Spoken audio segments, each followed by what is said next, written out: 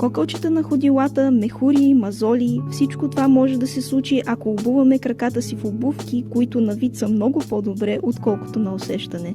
Преди да обуем боси обувки е обичайно да изпитваме болка в различни части на краката и таза след дълъг ден, дори и да не сме били особено активни. Краката ни може да са схванати или уморени, а пръстците ни да болят от начина, по който традиционните обувки ни принуждават да се движим.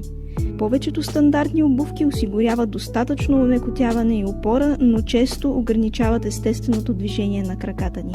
С течение на времето, това ограничение може да отслаби мускулите на краката и пръстците, да намали гъвкавостта и да повлияе зле на стойката и цялостния модел на ходене.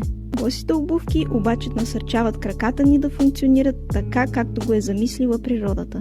Дизайнът им позволява на пръстите на краката да се разперят, което помага за ефективното ангажиране на мускулите на стъпалото.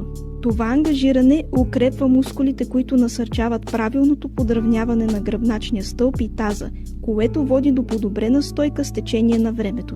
Затова тук насърчаваме хората да ходят повече боси и да опитат боси обувки. А и тук тренираме боси.